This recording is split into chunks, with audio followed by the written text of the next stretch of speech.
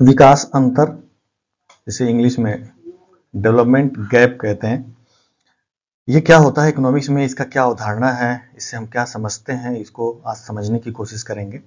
विकास अंतर या development gap, यह विकसित देशों और अविकसित देशों, डेवलप्ड कंट्रीज और डेवलपिंग कंट्रीज में गरीब देश भी आ जाएंगे, तो विकसित देशों और अविकसित देशों या विकासशील देशों या गरीब देशों के बीच के अंतर को स्पष्ट करता है। और वो अंतर किस किस चीज में होता है, तो विकसित देशों में आय ज्यादा होती है, प्रति व्यक्ति आय, शिक्षा बहुत अच्छी होती है, वहाँ स्वास्थ्य सुविधाएं बहुत अच्छी होती है, जीवन रहन सहन का स्तर वहाँ का बहुत अच्छा होता है, और विकासशील देशों में बहुत ही लो लेवल का लिविंग स्टैंडर्ड होता है।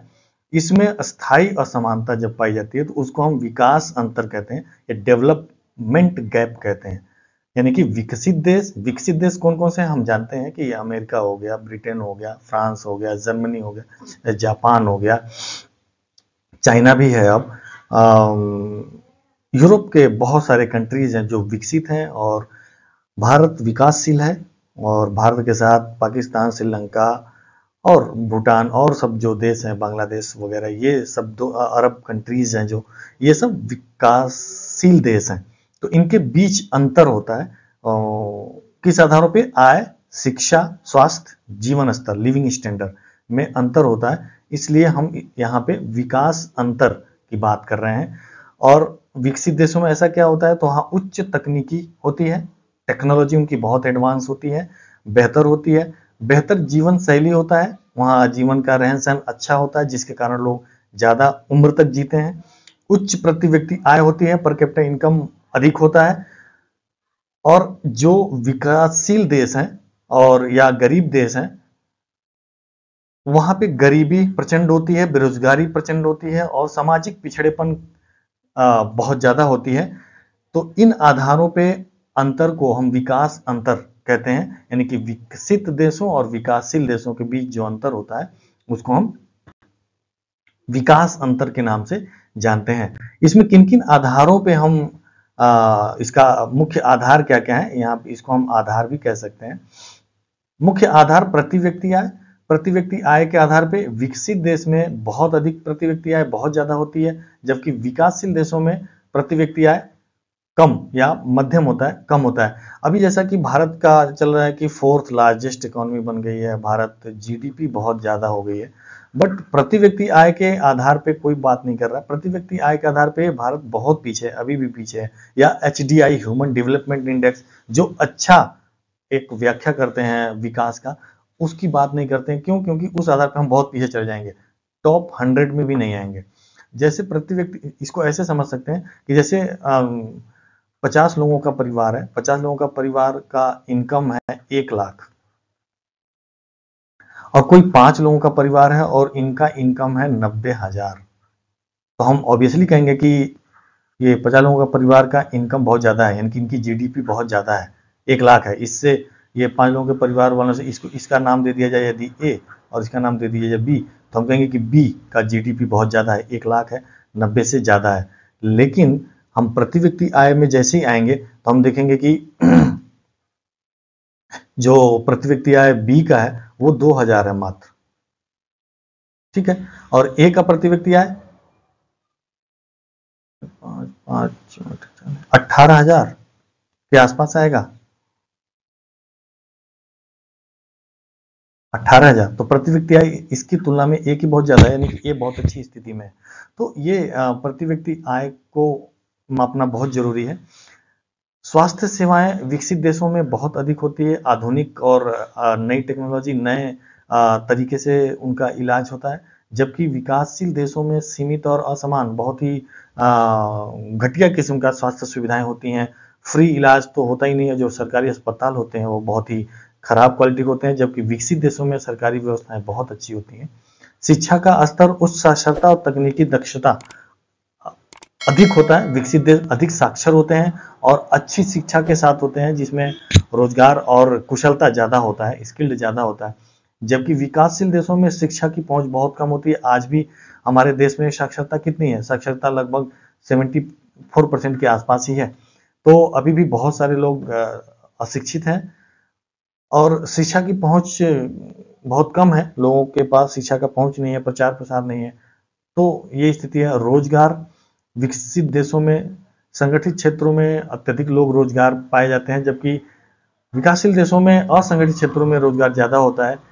जबकि ये अंतर का एक बहुत प्रमुख कारण है, क्योंकि रोजगार संगठित क्षेत्र में अधिक अच्छा माना जाता है, सुरक्षित माना जाता है। जीवन स्तर उच्च और सुविधाजनक विकसित देशों में जो आवास है या रोटी रोजी और ट्रांसपोर्टेशन की सुविधा है वो बहुत अच्छी क्वालिटी का होता है, जबकि विकासशील देशों में मध्यम और निम्न स्तर का जीवन स्तर होता है, बहुत अच्छी जीवन स्तर नहीं है। और यही कारण है कि जो मृत्यु दर है ज़्यादा है और जीवन प्रत्याशा है वो कम है। अधोसंरचना यानी कि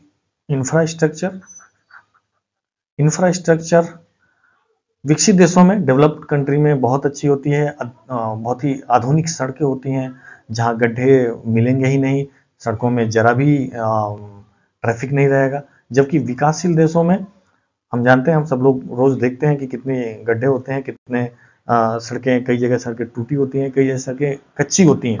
तो ये बहुत सारी समस्याएं होती हैं। तो ये कुछ आधार हैं जिनके आधार पर हम विकास अंतर को डिफाइन कर सकते हैं।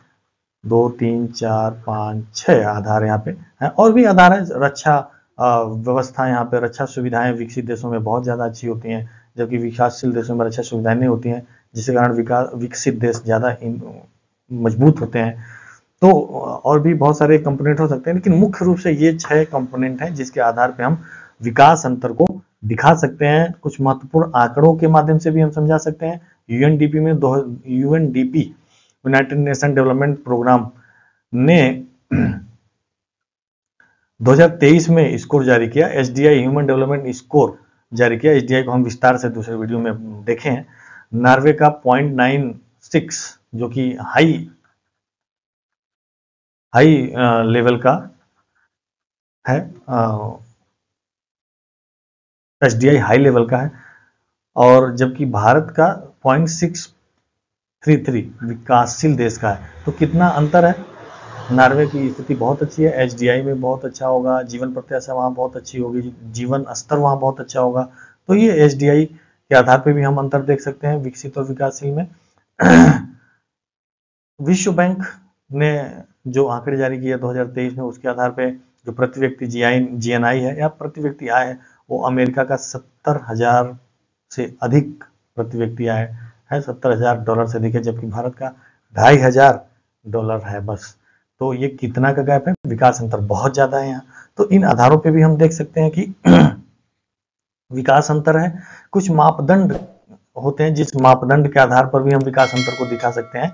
मेजर्स ऑफ डेवलपमेंट, तो पहला है एसडीआई। एसडीआई में हमने अभी देखा कि नॉर्वे टॉप पे है, जबकि भारत का और जो भी विकासशील देश हैं वो 0.5 से नीचे ही है, जो निम्न विकास दर माना जाएगा, निम्न ह्यूमन डेवलपमेंट इंडेक्स यानी कि मानव विकास सूचकांक माना जाएगा। प्रति व्यक्ति आय के आधार पर हम देख सकते हैं, प्रति व्यक्ति आय के आधार पर हमने अभी पीछे देखा कि प्रति व्यक्ति आय विकसित देशों में अधिक होगा, विकासशील देशों में कम होगा, तो विकास अंतर पैदा करेगा। गरीबी दर विकासशील देशों में ज्यादा होगी, विकसित देशों में कम होगा। लैंगिक समानता सूचकांक, जेंडर डेवलपमेंट इंडेक्स, विस्तार से हमने एक वीडियो बनाया, पीछे हमने देखे हैं कि महिला और पुरुष के विकास में कितना अंतर है। किसी देश में महिला पुरुष के विकास दर से नीचे है तो इसका मतलब वह देश विकास नहीं कर रहा है, एसडीआई उसका निम्न होगा। जीवन प्रत्याशा विकसित देशों में बहुत अधिक है, जीवन प्रत्याशा 100 से ऊपर है कई देशों में, और कई देशों में तो 150 के आसपास है, जबकि विकासशील देशों में जैसे भारत जैसे देशों में जो जीवन प्रत्याशा है वो 70 वर्ष के आसपास ही है। शिक्षा का स्तर, एजुकेशन लेवल विकासशील देशों में कम है, जबकि विकसित देशों में एजुकेशन लेवल बहुत ज़्यादा होता है। तो ये कुछ मेजर्स हैं, मापदंड है, जिसके आधार पे भी हम विकासशील देशों में, तो लेकिन इसका कारण क्या है, किस कारण से ये विकास अंतर पैदा होता है। इन कारणों को यदि देखा जाए तो ऐतिहासिक शोषण जो हुआ है, जैसे भारत को ले तो भारत 1947 तक परतंत्र रहा, गुलाम रहा, और ब्रिटेन ने उपनिवेशवाद की नीति रखी भारत में, यानी कि कोई दूसरा देश आपके देश के अंदर के संपत्तियों का शोषण करे जिससे कि आपका देश बहुत पीछे चला जाए। तो ऐसी स्थिति में भी और अनेक आक्रमण हुए हैं, अनेक जो मुगल सम्राट आए अन्य देशों से और वो यहाँ के संपत्ति को लूट लूट कर ले गए, तो इस वजह से भी देश पिछड़ जाते हैं और उनका विकास नहीं हो पाता है। दूसरा है अशिक्षा और तकनीकी पिछड़ापन, अनएजुकेटेड लोग, और टेक्नोलॉजी आज के डेट में सबसे ज़्यादा इम्पोर्टेंट है, जिसके वजह से यह विकास अंतर पैदा होता है कि विकासशील देश विकासशील में आ जाते हैं, यानी कि पिछड़े रह जाते हैं, गरीब रह जाते हैं, और जो कुछ देश हैं वो बहुत आगे निकल जाते हैं। आज देख लीजिए मोबाइल की मोस्ट कंपनियां कहाँ हैं, सब विदेशी कंपनियां हैं। जो भी आपका ट्विटर है, फेसबुक है, जो भी गूगल है, ये सारे विकसित देशों के हैं, जो बहुत आगे हैं, उन देशों के हैं। तो इस तकनीकी के आधार पे भी जो देश हैं वो विकास अंतर पैदा करते हैं। राजनीतिक अस्थिरता और भ्रष्टाचार, राजनीतिक अस्थिरता सबसे बड़ा कारण है। जो गरीब देश हैं या विकासशील देश हैं, भारत जैसे देश हैं, वहाँ पे राजनीतिक अस्थिरता बहुत ज़्यादा रहती है। कोई भी पार्टी आती है तो वो लंबे समय तक नीतियों को नहीं बनाती है, और लंबे समय तक रहती भी है तो वो ऐसी नीतियाँ बनाती हैं जो देश को आगे ले जाने वाला ना हो, बल्कि लोकप्रिय ज़्यादा हो। मुफ्त का राशन बांटती हैं, मुफ्त का ऐसी बातें करती हैं जो लोगों को पसंद है। लोग तो चाहते हैं कि हमें मुफ्त में बैठे बैठे सारी चीज़ें मिल जाए। तो ये और करप्शन, जो भी नीतियां लागू की जाती हैं वो नीचे तबके तक नहीं पहुंचती हैं, पूरे देश तक नहीं फैलती हैं, तो वो एक करप्शन भी कारण है। नेता आज तक भ्रष्टाचारी हैं। एक नेता भाषण देके आए और अपने नौकर पे गुर्राए कि सुनो और मैं थक गया हूँ, मेरा पैर दबा दो। नौकर ने कहा मालिक यदि बुरा ना माने तो मैं ये कहना चाहता हूँ कि भाषण से तो गला थकता है, आप कहें तो गला दबा दूं। तो ऐसे ऐसे नेता लोग हैं। नौकर ठीक ही कह रहा है। तो अस्वस्थ आर्थिक नीतियां हैं। आर्थिक नीतियां जो भी लागू की जाती हैं वो पूरी तरह से अर्थव्यवस्था को आगे ले जाने वाली नहीं होती हैं, और नीतियां ठीक से लागू नहीं होती हैं, और उसका लाभ गरीब तबके तक नहीं पहुंचता है। तो इसलिए भी गरीब देश गरीब रह जाते हैं और विकास अंतर पैदा होता है। जनसंख्या वृद्धि, संसाधन सीमाएं। जनसंख्या वृद्धि तो एक बहुत ही इंपॉर्टेंट कारण है। आज हम विश्व में नंबर 1 पे चल रहा है, बाकी सब में हम मतलब टॉप 50 में भी नहीं है, 100 में भी नहीं है लगभग। बाकी जनसंख्या के मामले में नंबर 1 है, और बाकी मामले में हम 100 से भी बाहर है। तो ये जनसंख्या वृद्धि, जनसंख्या कंट्रोल के लिए कुछ करना पड़ेगा। भारतीयों को केवल एक ही चीज आता है, जनसंख्या वृद्धि करना, और कुछ चीज तो आता नहीं है। तो अंतरराष्ट्रीय व्यापार में असमान शर्तें, जब जो व्यापार होता है, और एक बहुत ही इंपॉर्टेंट कंपोनेंट है विकास अंतर पैदा करने का, क्योंकि जो विकसित देश हैं वो अत्यधिक एक्सपोर्ट करते हैं, एक्सपोर्ट ज्यादा करते हैं और इंपोर्ट कम करते हैं। तो ऐसी स्थिति में जो देनदारी बनती है वो विकासशील देशों की ज़्यादा बनती है, यानी कि वो हमेशा व्यापार घाटे में रहते हैं। तो उसका कारण होता है असमान शर्तें। विकसित देश अपने पक्ष में व्यापार शर्तें रखते हैं, और उनका जो कॉस्ट ऑफ प्रोडक्शन होता है, टेक्नोलॉजी होता है, इसकी वजह से उनकी प्राइसेस भी कम हो जाती हैं, इसलिए उनकी डिमांड ज़्यादा हो जाती है। और यही कारण है कि वो एक्सपोर्ट ज़्यादा करते हैं, और एक्सपोर्ट ज़्यादा करते हैं तो उनका हमेशा बैलेंस ऑफ ट्रेड उनके फेवर में रहता है, यानी कि टर्म्स ऑफ ट्रेड उनके फेवर में रहता है, जो विकास अंतर को पैदा करता है। तो इसका इम्पैक्ट क्या होगा? विकास अंतर जब पैदा होगा तो इसका प्रभाव क्या होगा? तो वैश्विक असमानता बढ़ेगी, विश्व में असमानता ज़्यादा होगा। जो विकसित देश हैं, जो अमीर देश हैं, वो और अमीर होंगे, जो गरीब देश हैं वो और गरीब होंगे। इससे क्या होगा? इससे फिर अशांति होगी, और इससे होगा वार। तो वार थर्ड, ये ऋतिक रोशन वाला वॉर नहीं है, ये सच में विश्व वॉर है, वर्ल्ड वॉर। ठीक है। तो ये पलायन, मस्तिष्क पलायन होगा, पलायन, लोग पलायित होंगे विकसित देशों की ओर। ब्रेन ड्रेन, आज नासा में सबसे ज्यादा जो कार्य करने वाला जो वैज्ञानिक है वो दूसरे देशों का है, अमेरिका का नहीं है। और भारत का बहुत ज्यादा लोग नासा की तरफ चले जाते हैं। ऐसा कहा जाता है कि नासा जो अमेरिका का अंतरिक्ष एक संगठन है, वो कोई भी बहुत बुद्धिमान वैज्ञानिक विश्व में कहीं भी पैदा होगा वो खींचा चला जाएगा नासा की ओर, क्योंकि नासा इतना सैलरी देता है और इतनी अच्छी सुविधा देता है, फैसिलिटी, कि वो और कहीं रुक ही नहीं सकता, वो सीधे खींचा चला जाएगा। नासा नासा उसको खींच लेगा, वो चुंबक की तरह अपनी तरफ बुला लेगा। तो जो ब्रेन ड्रेन है इस कारण से होता है क्योंकि जो विकसित देश हैं वो बहुत अच्छी सुविधा देते हैं, तो जो अच्छा ब्रेन है वो अपने यहाँ बुला लेते हैं। नेक्स्ट प्रभाव क्या होता है? सामाजिक तनाव और संघर्ष बढ़ता है, क्योंकि जो गरीबी में ज़्यादा तनाव, झगड़े ज़्यादा होते हैं, ये हम जानते हैं। गरीबी, भुखमरी में वृद्धि होगी। जब विकास अंतर बढ़ेगा तो भुखमरी और गरीबी बढ़ेगी, जिससे अशांति बढ़ेगी और करप्शन बढ़ेगा, अपराध बढ़ेगा, अस्थिर वैश्विक अर्थव्यवस्था तब पैदा होगा। स्थिरता नहीं पैदा होगा, अस्थिरता पैदा होगा, जिसमें कभी भी कहीं भी वॉर की संभावना बनी रहेगी। तो ये इफेक्ट्स हैं जो विकास अंतर के कारण पैदा होते हैं। अब हम देखेंगे उपाय, क्या क्या उपाय हैं जिससे हम इस विकास अंतर को कम कर सकते हैं। खत्म तो नहीं होगा, कम हो जरूर हो सकता है। तो वो विकास अंतर में पहला ये है कि हम कोशिश करें कि शिक्षा और कौशल विकास में निवेश हो। एजुकेशन, हर लोग एजुकेटेड हो और स्किल्ड हो। स्किल कौशल युक्त जनसंख्या पैदा हो, कौशल युक्त लेबर पैदा हो, जो कि उत्पादन को ज्यादा मात्रा में बढ़ाए। तकनीकी का प्रसार और नवाचार, इनोवेशन, आपको इनोवेशन पे जोर देना होगा। इनोवेशन जितना ही होगा उतना ही हम अधिक विकास करेंगे और नए नए आइडियाज लेकर के हम विश्व में जा सकते हैं। स्वस्थ और बुनियादी ढांचे में सुधार किया जाए, क्योंकि स्वस्थ समाज ही इनोवेशन कर सकता है। स्वस्थ समाज ही अच्छे विचारों को जन्म दे सकता है और अच्छा उत्पादन कर सकता है। उसके अंदर स्वस्थ आदमी ही अधिक उत्पादन करने के लिए तैयार हो सकता है। न्यायपूर्ण वैश्विक व्यापार नीति होनी चाहिए।